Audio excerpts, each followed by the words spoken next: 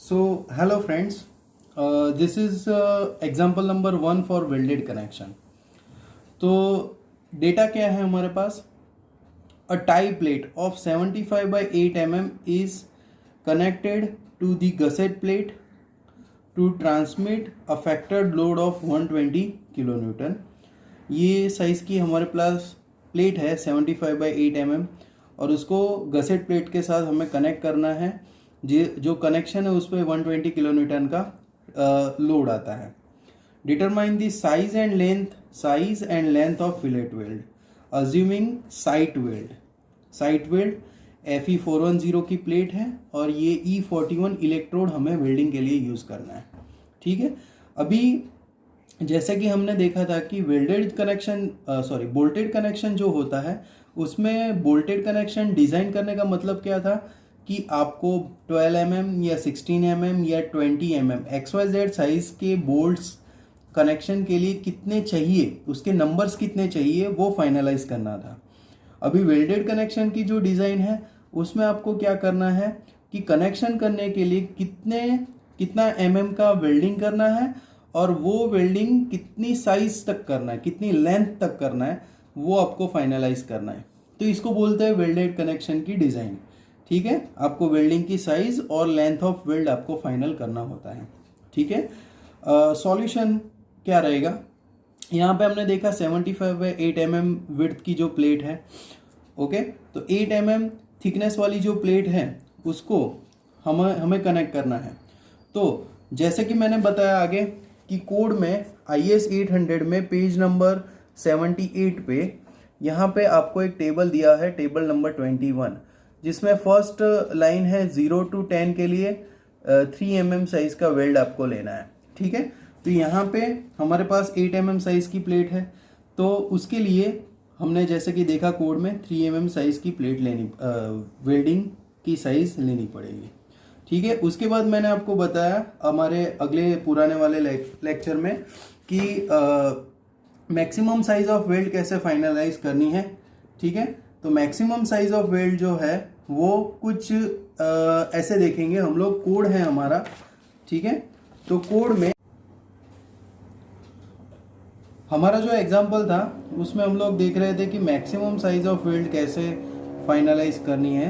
ठीक है, तो मैक्सिमम साइज ऑफ वेल्ड के लिए हम लोग क्या करेंगे, हमारी जो प्लेट है वो स्क्वायर प्लेट है, उसकी जो एजिस है वो स्क्वायर है। ठीक है, तो यहाँ पे जो 8 mm थिकनेस है प्लेट की हमारी, उसमें से हम लोग 1.5 माइनस करेंगे और उसका रेफरेंस हमारा IS 800 है। उसमें पेज नंबर 80 पे यहाँ पे हमें दो फिगर्स दी है। ये वाली फिगर कुछ ऐसे बता रही है कि जो कनेक्टिंग प्लेट है वो हमारी अगर स्क्वायर है तो वहाँ पे 1.5 mm थिकनेस तक की जगह छोड़नी है मैक्सिमम साइज ऑफ वेल्डिंग के लिए। और अगर हमारी जो प्लेट है वो कर्व है, उसकी एज है कर्व, तो उस केस में हमें 1/4 ऑफ T जितनी साइज की कम वेल्डिंग करनी पड़ेगी। ठीक है, तो अभी हमारी जो प्लेट है वो स्क्वायर प्लेट है, ये राउंड शेप वाली है। ठीक है, तो उसकी वजह से हमें ये क्लोज यूज़ करना है। तो यहाँ पे 8 mm साइज ऑफ वेल्ड है हमारा। ठीक है, 8 mm साइज ऑफ वेल्ड,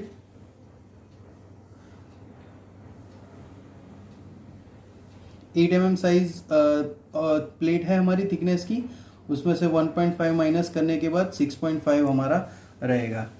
तो अभी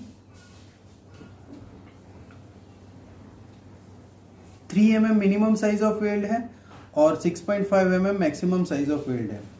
तो हम लोग क्या करते हैं, ये दोनों के बीच वाली थिकनेस सिलेक्ट करते हैं जो कि 5 mm है। जैसे कि मैंने बताया था जो थ्रॉट थिकनेस है वो 0.7 S जितना लेना है, वो भी मैं आपको बता देता हूँ IS 800 में कौन सी जगह पे है। जो हमारा जो टेबल है ये टेबल नंबर 21, ठीक है, T21।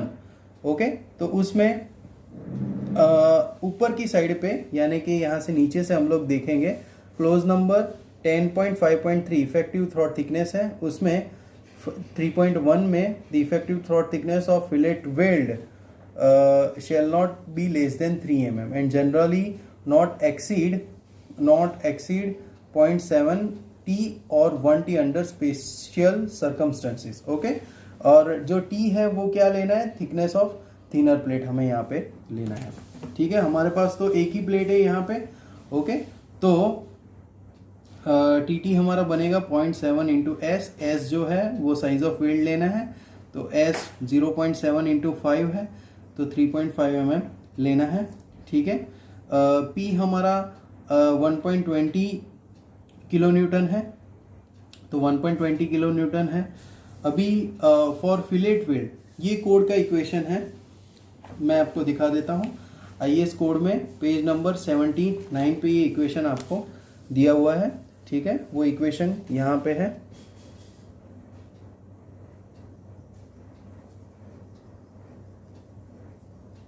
ओके, तो ये है फिलेट वेल्ड का equation, FWD upon FWD is equal to FWN upon gamma MW, तो FWN is equal to FU upon √3। तो अल्टीमेटली ये इक्वेशन को अगर हम लोग यहाँ पे रख दे FWN पे, तो हमारा जो इक्वेशन है FWD का बन जाएगा FU upon √3 into gamma MW। ठीक है, और गामा MW है partial safety factor as per table 5। ठीक है, तो टेबल नंबर 5 हम लोग देख लेते हैं, जो पेज नंबर 30 पे दिया हुआ है।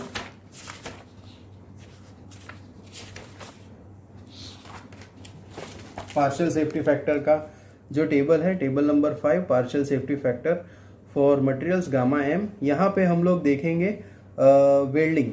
ठीक है, तो वेल्डेड कनेक्शन के लिए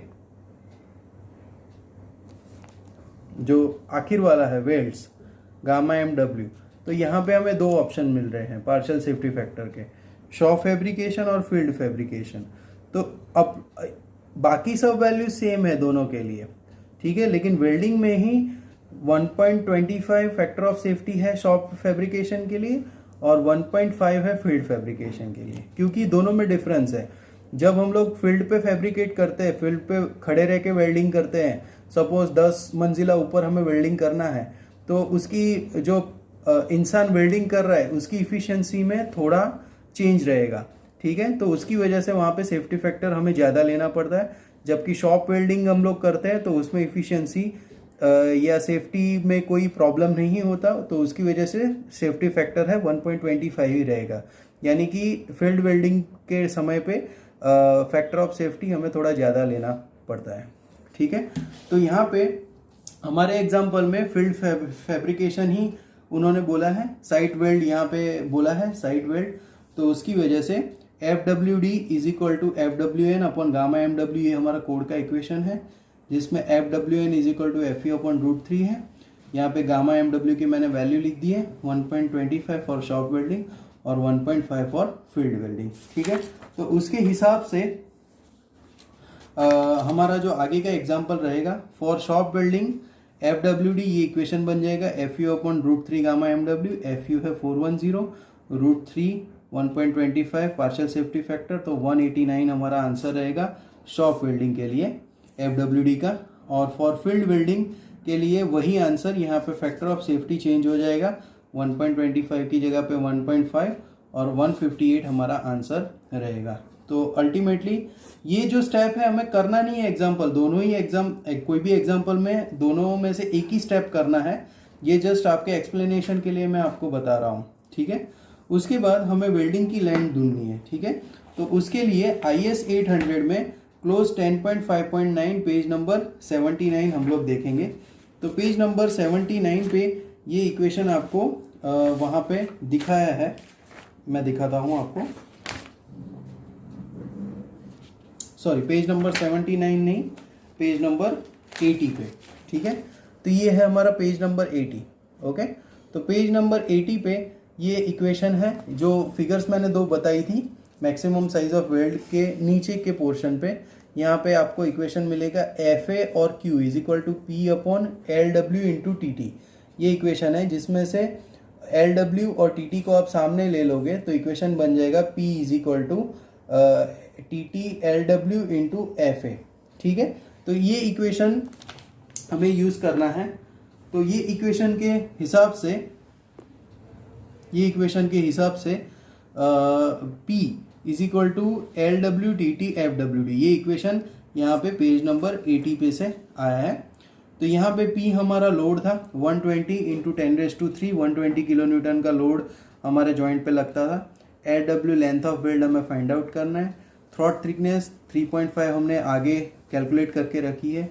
FWD ऊपर ही अभी कैलकुलेट की है शॉप वेल्डिंग के लिए, वो रखेंगे और अल्टीमेटली हमारा आंसर आ जाएगा 216.99 mm। इसको हम लोग राउंड अप करके 217 mm ले सकते हैं। ठीक है।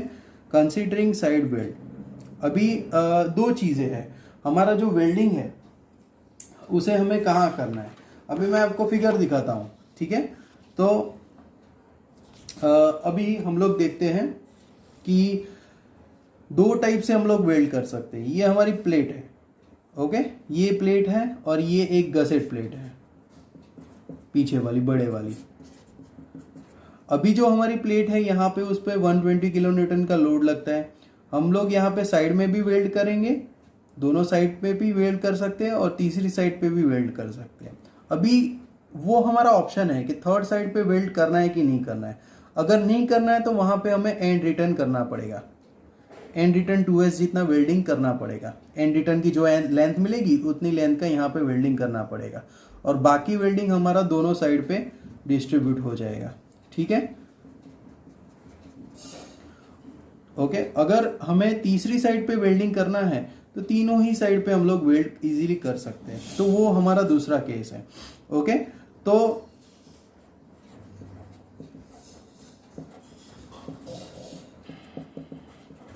उस हिसाब से हमारा वेल्डिंग की लेंथ फाइनलाइज होगी। तो ये वाला जो केस है हमारा, उसमें हम लोग क्या कर रहे हैं, कंसीडरिंग साइड वेल्ड्स ओनली, यानी कि लॉन्जिट्यूडनल जो साइड है वेल्डिंग की वहाँ पे ही प्लेट की जो लॉन्जिट्यूडनल साइड है along the direction of your load, वहाँ पे ही हम लोग वेल्डिंग कर रहे हैं। ओके। तो length of weld on each side कितना होगा, जो हमारा 217 है डिवाइडेड बाय 2 कर लेंगे सिंपली। ओके। तो 108.5 mm मिलेगा। उसमें मैंने बोला कि एंड रिटर्न आपको ऐड करना है 2s जितना, 2 into s, s is a size of field, 5 mm का साइज ऑफ फील्ड है तो 10 mm ऐड करना है। So finally required length of weld on each side हाँ, दोनों साइड का मिला के अलग होगा, लेकिन ईच साइड पे हमें कितना करना है 108.5 प्लस 10 यानी कि 118.5 mm। इसको राउंड अप करके 119 mm लेंथ का वेल्डिंग करना है। यानी कि ये जो हमारा प्लेट है वहाँ पे यहाँ से लेके यहाँ तक पूरा 10119 mm का वेल्डिंग रहेगा ओनली वन साइड पे, और दूसरा उतना ही वेल्डिंग दूसरी साइड पे हमें करना पड़ेगा। अगर हमें साइड वेल्ड नहीं करना है, तीनों साइड पे वेल्डिंग करना है, तो वो भी कर सकते हैं इस फिगर के हिसाब से। ठीक है। तीनों साइड पे भी वेल्डिंग कर सकते हैं। तो उसमें क्या चेंज रहेगा, तो हमें पता है कि ये जो तीसरी साइड है वो 75 mm की है। ठीक है। तो वहाँ पे तो पूरा वेल्ड करना ही है। तो हमारा जो वेल्डिंग का रिक्वायरमेंट है 75 mm, तीसरी साइड पता है हमें, तो टोटल लेंथ ऑफ वेल्ड कितना रिक्वायर था 217 था, उसमें से हमें 75 माइनस कर देना है, 142 mm मिलेगा। ठीक है। और 142 mm के डिवाइडेड बाई 2 हम लोग करेंगे तो 71 mm मिलेगा, जो एक साइड का वेल्डिंग हो जाएगा। यानी कि या ये वाले केस पे यहाँ पे हम लोग वेल्डिंग करेंगे, ये मैंने ज़्यादा दिखा दिया है, अल्टीमेटली इतना नहीं होगा वेल्डिंग की लेंथ। तो ये 71 mm रहेगा एक साइड पे, दोनों साइड पे 71 और ये 75, तीनों को हम लोग मिला लेंगे तो 217 mm से हमारा वेल्डिंग ज़्यादा होना चाहिए या तो उतना ही होना चाहिए। तो बेसिकली ये हमारा दो ऑप्शन हो गया, वेल्डिंग एट एंड्स और वेल्डिंग ऑन ऑल साइड्स। ये दो ऑप्शंस आपके पास रहेंगे। आप एग्जांपल में आपको क्या पूछा है उस हिसाब से आप लोग ये वेल्डिंग की डिज़ाइन कर सकते हैं। Thank you.